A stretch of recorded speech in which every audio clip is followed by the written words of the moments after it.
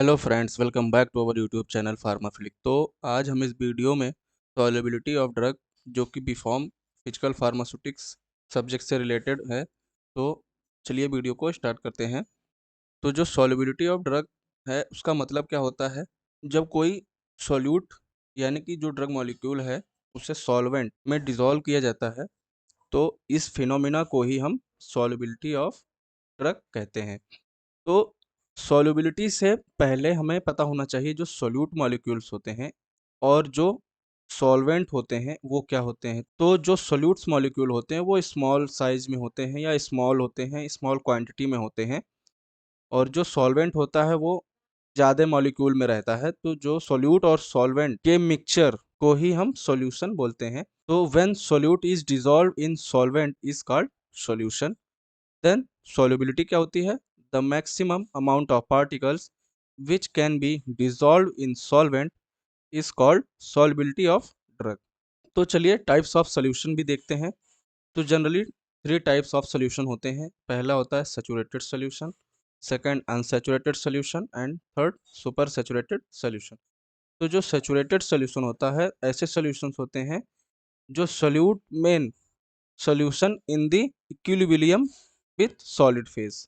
और unsaturated solution में क्या होता है? Unsaturated solution containing dissolved solute in concentration below that necessary for complete saturation।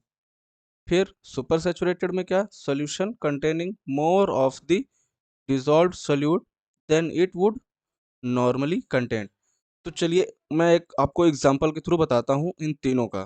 तो जो सैचुरेटेड सॉल्यूशन होता है, घर में आपने कभी देखा भी होगा, कंटेनर लीजिए फिर उसमें वाटर डाल दीजिए, वो आपका क्या हो जाएगा? सॉल्वेंट। फिर आप चीनी को लीजिए जो कि सोल्यूट है, उसको आप तब तक डिसॉल्व करते रहिए जब तक कि वो डिसॉल्व ना हो रहा है। फिर कुछ समय के बाद देखेंगे आप पूरा जो है वो जो शुगर है वो क्या हो जाएगा? डिसॉल्व होना बंद हो जाएगा। तो वो उस पीरियड को बोला जाता है सैचुरेटेड सॉल्यूशन। फिर अब तो चीनी आप अगर उस पानी में डालेंगे तो वो डिसॉल्व तो होगी नहीं। फिर क्या करेंगे आप? उस जो जिसमें आप डिसॉल्व कर रहे थे उस कंटेनर को उठा करके आप उसको बाहर से या तो हीट दीजिए और या तो फिर प्रेशर दीजिए। तो अगर जो आप हीट दे रहे हैं तो हीट देने के बाद उसके जो मॉलिक्यूल्स होंगे वो डिसॉल्व होने लगेंगे, यानी कि जो चीनी अगर और भी आप डालते जाएंगे उस वाटर के अंदर तो वो डिसॉल्व होता रहेगा। तो ऐसी कंडीशन में तो वो डिसॉल्व होता रहेगा।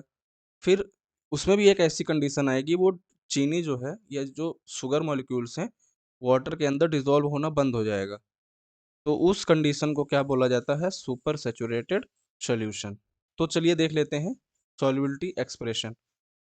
तो जो वेरी सॉल्युबल्स होते हैं वो हायर देन वन मॉलिक्यूल्स होते हैं, मतलब इनके ऊपर जो वन के ऊपर जो भी मॉलिक्यूल्स होंगे वो वेरी सॉल्युबल्स होते हैं।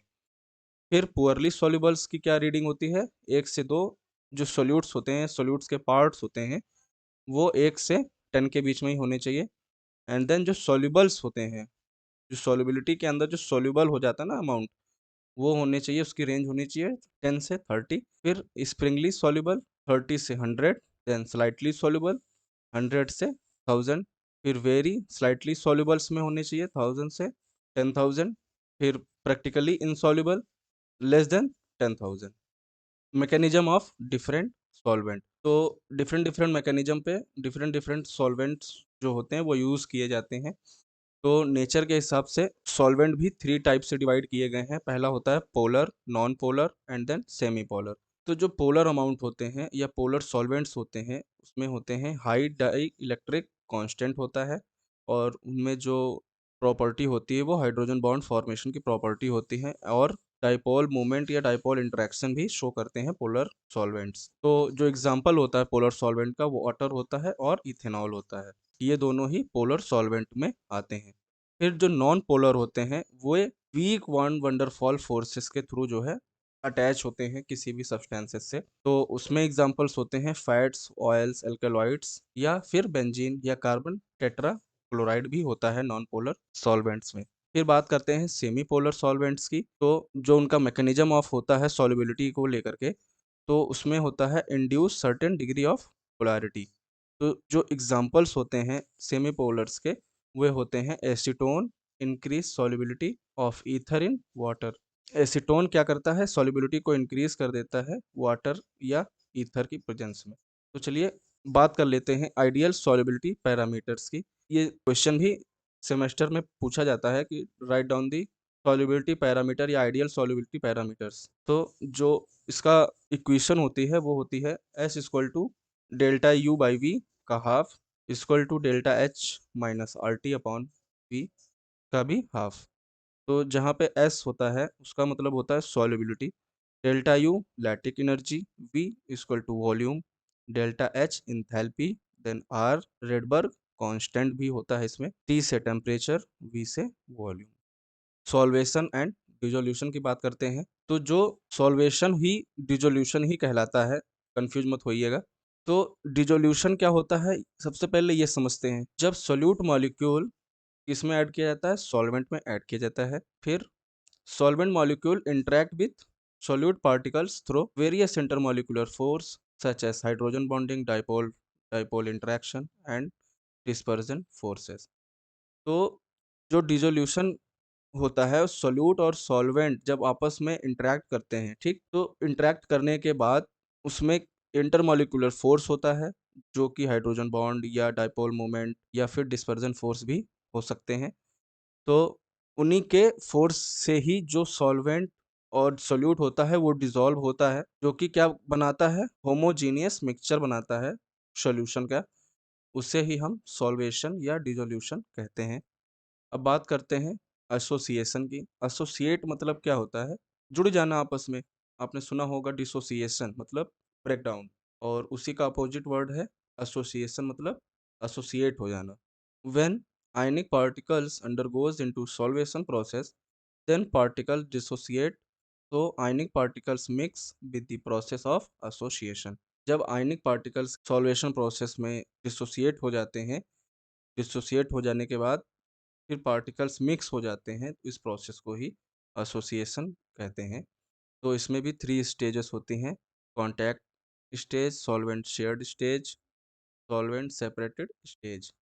तो इसमें देख रहे होंगे फुल्ली सॉल्वेटेड, फिर सॉल्वेंट शेयर्ड और solvent separated ion pairs, then contact ion pairs. अब बात कर लेते हैं फैक्टर इन्फ्लुएंसिंग सॉल्युबिलिटी।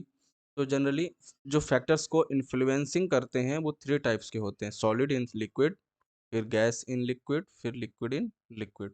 तो जो सॉलिड इन लिक्विड होता है उसमें फैक्टर्स होता है टेम्परेचर, सरफेस एरिया और नेचर। तो जैसा नेचर है, अगर सेम पोलैरिटी का सॉल्यूशन है, कहने का मतलब जो आपका जो सॉल्यूट है वो भी पोलर नेचर का है और जो सॉल्वेंट है वो भी पोलर नेचर का है, तो डिसॉल्व की जो पावर होती है या डिसॉल्विंग की जो क्षमता होती है वो इंक्रीज हो जाती है। वैसे ही नॉन पोलर की भी बात होती, अगर आपका सोल्यूट अगर नॉन पोलर का है और जो सॉल्वेंट भी नॉन पोलर का ही है, तभी आपकी जो है सॉल्युबिलिटी इंक्रीज होती है, वरना सॉल्युबिलिटी स्लाइटली सॉल्युबल होगा या स्प्रिंगली सॉल्युबल होगा या लेस सॉल्युबल होगा। फिर वैसे ही बात करते हैं गैस इन लिक्विड की। तो जो सरफेस एरिया है उसी के अकॉर्डिंग भी फैक्टर्स इन्फ्लुएंसिंग होता है। Then temperature and pressure. तो जो टेम्परेचर होता है वो इन्वर्सली प्रोपोर्शनल होता है सॉल्युबिलिटी के, और फिर जैसे टेम्परेचर फिर वैसे ही प्रेशर भी होता है। प्रेशर जो होता है डायरेक्टली प्रोपोर्शनल किसके होता है, सॉल्युबिलिटी के। वही हेनरी लॉ भी होता है। हेनरी लॉ क्या होता है, हेनरी लॉ यही बताता है कि जो प्रेशर होता है वो डायरेक्टली प्रोपोर्शनल होता है सॉल्युबिलिटी के, कि अगर किसी भी सब्सटेंसेस में अगर प्रेशर को इंक्रीज किया जाता है तो सॉल्युबिलिटी भी इंक्रीज हो जाती है। अब बात करते हैं लिक्विड इन लिक्विड की। तो नेचर लाइक पोलर और नॉन पोलर, सेम एज जैसे कि हमने सॉलिड इन लिक्विड के केस में बताया, same as condition liquid in liquid में भी होती है। अब बात करते हैं टेम्परेचर की। तो जैसे जैसे हम टेम्परेचर को इंक्रीज करते हैं लिक्विड इन लिक्विड कंडीशन में, वैसे ही सॉल्युबिलिटी भी इंक्रीज होती है। देन बात करते हैं प्रेशर की। प्रेशर में भी अगर आप प्रेशर को डायरेक्ट अगर इंक्रीज करते हैं तो सॉल्युबिलिटी भी इंक्रीज होती है। फिर सरफेस एरिया की बात करते हैं, अगर सरफेस एरिया ज़्यादा रहेगा तो सॉल्युबिलिटी भी इंक्रीज करती है। अब बात कर लेते हैं डिफ्यूज़न डिफ्यूज़न प्रिंसिपल की। तो जो डिफ्यूज़न होता है वो क्या होता है, चलिए देखते हैं। It is a process of mass transfer of individual molecules of substances from a region of higher concentration to low concentration under concentration concentration gradient. तो डिफ्यूज़न क्या होता है? डिफ्यूज़न एक सेमी परमिएबल मेम्ब्रेन के थ्रू होता है। यहाँ पे मेंशन नहीं है, वो आप आगे चल के पढ़ेंगे। मगर जो डिफ्यूज़न होता है वो रीजन के थ्रू हायर कंसंट्रेशन से लोअर कंसंट्रेशन ग्रेडियंट की तरफ जाता है। जैसे आप इस पिक्चर में आप देख ही रहे हैं, यहाँ पे हायर कंसंट्रेशन है मॉलिक्यूल्स के, यहाँ पे लो कंसंट्रेशन है। तो जनरली जो सेमी परमिएबल मेम्ब्रेन यहाँ पे बीच में होती है, तो उसके थ्रू जो है हायर कंसंट्रेशन की तरफ से लो कंसंट्रेशन की तरफ मॉलिक्यूल्स आते हैं। यही होता है डिफ्यूज़न प्रिंसिपल। अब बात कर लेते हैं Fick's first law of diffusion. तो इसमें देखते हैं movement of particles diffusion flux from higher to lower concentration is directly proportional to the particles concentration gradient. इसमें भी वही सेम डिफ्यूजन के ही जैसे पैरामीटर्स हैं, higher concentration to lower concentration through the diffusion flux के जरिए होता है। इसकी जो इक्वेशन है यहाँ पर आप देख रहे होंगे, तो इसका मतलब J मीन्स होता है diffusion flux, D for diffusion coefficient और D थीटा मतलब change in concentration in the particles, D X मतलब चेंज इन पोजीशन। तो अब बात कर लेते हैं फिक्स के सेकंड लॉ की। तो जनरली वो डिफरेंट डिफरेंट है। यहाँ पे फर्स्ट लॉ क्या कहता है? हायर टू लोअर कंसंट्रेशन, जो कि डायरेक्टली प्रोपोर्शनल होता है पार्टिकल्स कंसंट्रेशन ग्रेडियंट के। और यहाँ पे क्या होता है? Relationship between the change in concentration gradient of the particles and time. तो जनरली इसमें बताया गया है जो चेंजेस होते हैं कंसंट्रेशन ग्रेडियंट के और पार्टिकल्स और टाइम के बीच में, वही फिक्स लॉ के सेकंड लॉ में बताया जाता है। तो d theta upon d t equal to d square theta upon d x square. Application in pharmaceutical science, जो फिक्स लॉ है वो उसके क्या एप्लीकेशंस हैं? तो release of drug from the dosage forms या distribution of drugs, prediction of adsorption. Binary solutions देख लेते हैं। When we mixed solute into two solvent mixture then the solution form called binary solution। तो binary solution क्या होता है? जब solute में दो सॉल्वेंट का मिक्सचर बनाते हैं तो उस सॉल्यूशन को ही हम बाइनरी सॉल्यूशन कहते हैं। However, the solvent may be gas or liquid। For example, a solution of sugar in which two components are there, one is solute जो कि sugar and another is solvent। तो बात कर लेते हैं आइडियल और रियल सॉल्यूशन की। तो जो आइडियल होता है वो राउल्ट्स लॉ को फॉलो करता है और जो नॉन आइडियल होता है वो राउल्ट्स लॉ को नहीं फॉलो करता है। तो जो राउल्ट्स लॉ होता है वो क्या होता है? The vapour pressure of solvents above a solution is equal to the vapor pressure of the pure solvent at the same temperature scaled by the mole fraction of the solvent present। P is equal to solution upon X solvent या P not solvent। अब बात कर लेते हैं partially मिक्सिबल liquids की। Those binary solutions which partially mixed and they make as conjugated layer in between us, but when we apply heat on its conjugated layer dispersed slowly and when these two solution compiled mix the conjugated layer completely dispersed या disappeared, it is called CST critical solution temperature। तो इसमें यह बताया गया है partially मिक्सिबल liquids के अंदर कि जब दो सॉल्यूशन या सोल्यूट और सॉल्वेंट जब मिक्स करते हैं तो वहाँ पे एक कॉन्जुगेटेड लेयर आ जाती है बिटवीन, मतलब उन दोनों के बीच में। फिर क्या होता है? जब आप उन दोनों के बीच की जो कॉन्जुगेटेड लेयर है वो धीरे धीरे गायब होने लगती है जब आप उस सब सॉल्यूशन को हीट करते हैं। और जब दोनों ही सॉल्यूशन आपस में मिक्स्ड हो जाते हैं तो वो जो कंजुगेटेड लेयर होती है वो कम्प्लीटली डिसअपियर्ड हो जाती है। इसी फिनोमिना को बोला जाता है क्रिटिकल सॉल्यूशन टेम्परेचर या फिर CST। तो बात कर लेते हैं इसकी लिमिटेशन से रिलेटेड। तो applies only very dilute solution, ये डाइल्यूटेड सॉल्यूशन में ही यूज किया जाता है। This applies to solution containing only a non-volatile solutions and do not apply to solute that dissociate or associate within a particular solutions। अब बात कर लेते हैं डिस्ट्रीब्यूशन लॉ या पार्टीशन कोफिशिएंट्स के से रिलेटेड। तो जो डिस्ट्रीब्यूशन लॉ होता है वो क्या होता है? It is use to find out the nature of solute particles या unknown drugs, that is drug is lipophilic या हाइड्रोफिलिक। तो जो पार्टीशन कोफिशिएंट होता है उसको कैसे डिफाइन किया जाता है? तो जो रेशियो होता है solute in to immiscible phases at equilibrium, उसी को बोला जाता है पार्टीशन कोफिशिएंट। कि कितनी आपकी जो ड्रग है वो हाइड्रोफिलिक है या लिपोफिलिक है, उसको डिनोट करते हैं पार्टीशन कोफिशिएंट को Kp से, जो कि सोल्यूट वाटर होता है अपॉन में सोल्यूट ऑक्टेनॉल होता है।